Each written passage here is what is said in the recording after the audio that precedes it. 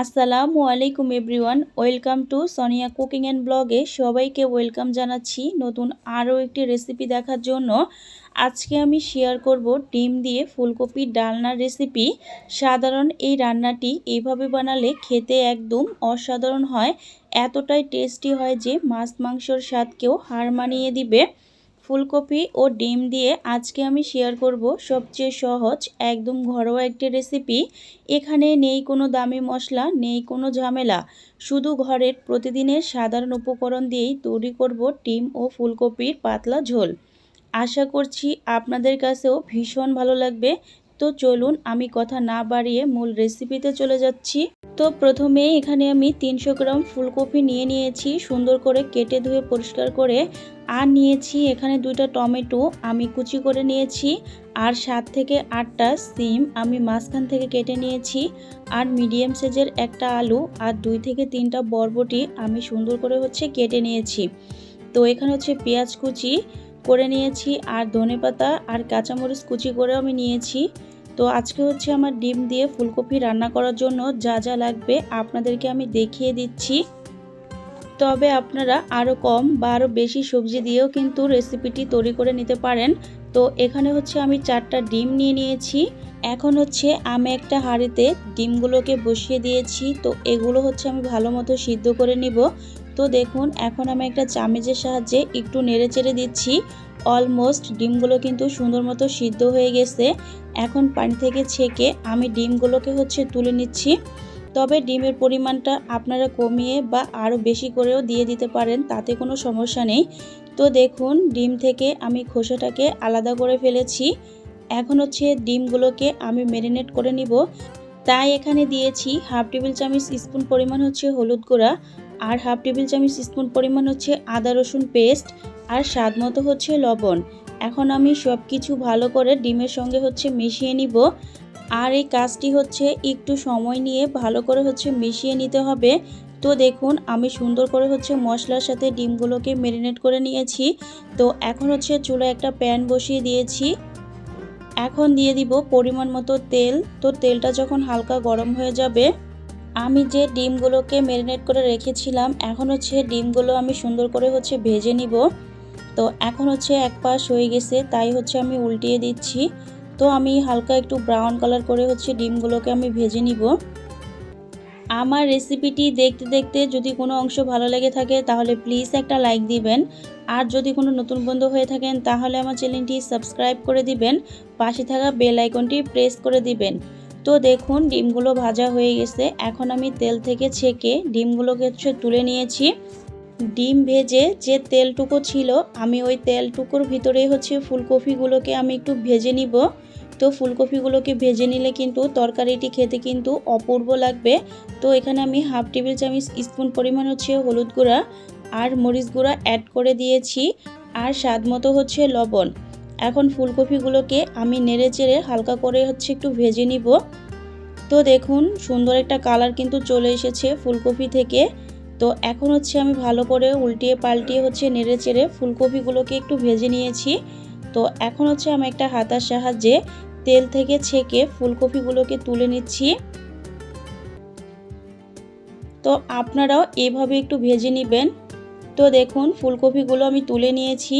এখন আমি ওই তেলের ভিতরে আরও 1 টেবিল চামচ তেল অ্যাড করে দিলাম। এখন আমি আলু, সিম যে সবজিগুলো ছিল বাকি সবজিগুলোকেও আমি হালকা একটু করে ভেজে নিব। আপনারা চাইলে কিন্তু না ভেজেও রান্না করে নিতে পারেন, তাতে কোনো সমস্যা নেই। তবে ভেজে নিলে কিন্তু খেতে ভালো লাগবে।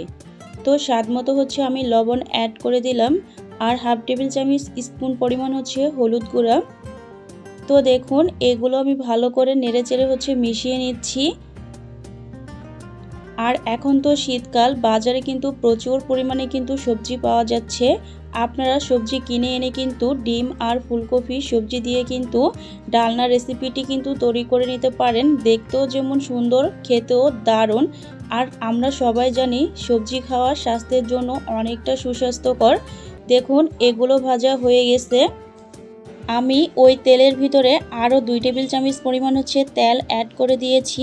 এখন ফোড়নের জন্য এখানে আমি হাফ টেবিল চামচ স্পুন পরিমাণ জিরে দিয়ে দিয়েছি। তো জিরেগুলো ভাজা হয়ে গেলে এখানে আমি যে পেঁয়াজ আর কাঁচামরিচ কুচি করে রেখেছিলাম, তো ওগুলোকে আমি হালকা একটু ব্রাউন কালার করে ভেজে নিব। তো দেখুন ওগুলো ভাজা হয়ে গেছে। এখন এখানে আমি 1 টেবিল চামচ পরিমাণ রসুন বাটা, হাফ টেবিল চামচ স্পুন পরিমাণ আদা বাটা, আর 1 টেবিল চামচ পরিমাণ জিরা বাটা। তো সব কিছু আমি একটু ভালো করে একটু ভেজে নিব। তো দেখুন এগুলো ভাজা হয়ে গেছে। এখন এখানে আমি পানি অ্যাড করে দিব। তো পানি দিয়ে আমি হালকা করে একটু নেড়ে চেড়ে নিব।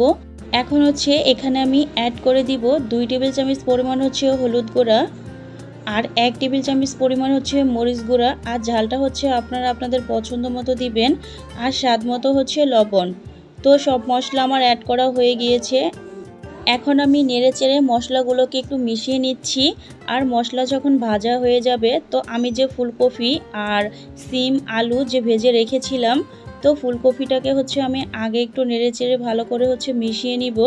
তো এটা যখন মেশানো হয়ে যাবে, তো আমি যে আলু আর সিম আর গাজর ভেজে রেখেছিলাম, তো ওগুলোকে আমি অ্যাড করে দিলাম। তো এখন আমি সব মশলার সাথে আর সবজিগুলোকে ভালো করে নেড়ে চেড়ে মিশিয়ে নিব। তো দেখুন আমি ভালো করে কষিয়ে নিয়েছি। এখন এখানে আমি 2 কাপ পরিমাণ পানি অ্যাড করে দিলাম। তো আজকে যেহেতু আমি ঝোল ঝোল করে রান্না করব, এজন্য ঝোলের পরিমাণটা আমি একটু বেশি করে দিয়েছি। আপনারা চাইলে কিন্তু আরও কম বা আরও বেশি করে কিন্তু দিয়ে দিতে পারেন। তো একটা ঢাকনা দিয়ে আমি 10 মিনিটের জন্য ঢাকনা দিয়ে ঢেকে রেখে দিয়েছিলাম। তো দেখুন সবজিগুলো কিন্তু অনেকটা সুন্দর মতো সিদ্ধ হয়ে গিয়েছে। তো এখন আমি একটু নেড়ে দিয়েছি। আমি যে ডিমগুলোকে ভেজে রেখেছিলাম, তো ডিমগুলোকে আমি অ্যাড করে দিলাম। এখন ডিম দিয়েও আমি সুন্দর করে একটু নেড়ে চেড়ে দিব। আর দেখুন একটা ফুলকপিও কিন্তু গলে যায়নি বা ভেঙে যায়নি। আপনারা যদি এভাবে ফুলকপি যদি ভেজে রান্না করেন, তাহলে কিন্তু একটাও গলে যাবে না বা ভেঙে যাবে না। তো দেখুন আমি টমেটোগুলোকে কুচি করে নিয়েছি। তো টমেটোগুলোকে আমি উপরে দিয়ে দিলাম। আর এখানে আমি কিছুটা পরিমাণ ধনেপাতা অ্যাড করে দিলাম। ধনেপাতা দিলে কিন্তু আপনার সবজি রেসিপিটি কিন্তু খেতে দারুণ লাগবে। তো দেখুন আমি নেড়েচেড়ে কিন্তু মিশিয়ে দিয়েছি। এখন আমি আর 2 থেকে 3 মিনিটের জন্য রান্না করব। তো দেখুন আমার রান্না কিন্তু প্রায় শেষের দিকে। তো এখন আমি একটা মিক্সিং প্লেট নিয়ে নিয়েছি পরিবেশন করার জন্য। আমি চেষ্টা করেছি খুবই সহজ ও ঘরোয়া মশলা দিয়ে কিভাবে ডিম দিয়ে ফুলকপির ডালনা করা যায় সেই রেসিপিটি। এটা আপনারা গরম গরম ভাত, পরোটা, রুটি, নান সব কিছুর সাথেই পরিবেশন করতে পারেন। আর যদি থাকে এক টুকরো লেবুর রস, তাহলে কিন্তু পুরো 1 প্লেট ভাত নিমিশেই শেষ হয়ে যাবে। তো সবাই ভালো থাকবেন, সুস্থ থাকবেন। ওকে, আল্লাহ হাফেজ, ধন্যবাদ।